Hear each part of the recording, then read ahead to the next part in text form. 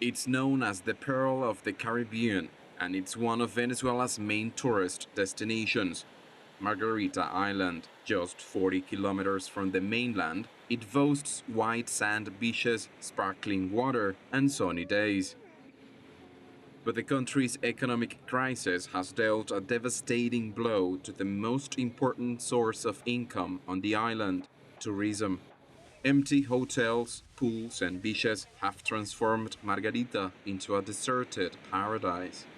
Approximately 60% of all businesses have closed. Only 50% of the hotels are operating.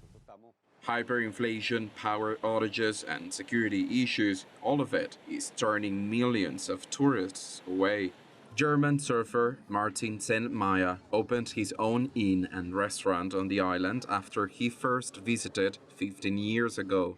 Now he says it's just a matter of time before he will have to close up shop. Each month, the situation gets more complicated and it's harder to keep my business open. There are not enough tourists, and I'm afraid soon I'm not going to be able to keep my business anymore. I'll try to survive here as long as I can.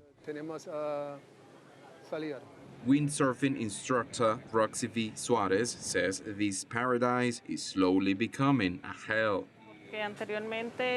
Years ago, we could teach up to 10 windsurfing classes a day. Nowadays, we teach one class every 2 weeks, if we're lucky.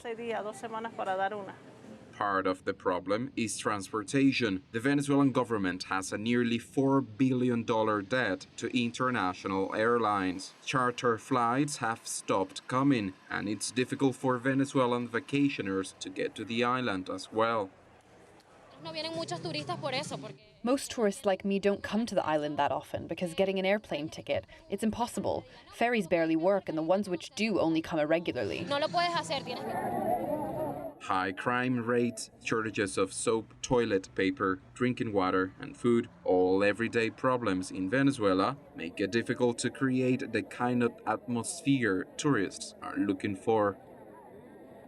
According to the local tourist board, back in 2015, about 2,000 tourists used to come to Margarita Island every day, but that was before the economic crisis.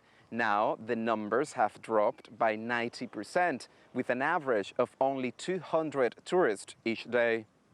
Without tourism, many of the nearly 700,000 residents of Margarita Island are hurting. And as Venezuela's hyperinflation is expected to top 1,000,000% this year, residents who stayed on this pearl of the Caribbean are likely to have the island to themselves for some time to come. Juan Carlos Lamas, CGTN, Margarita Island, Venezuela.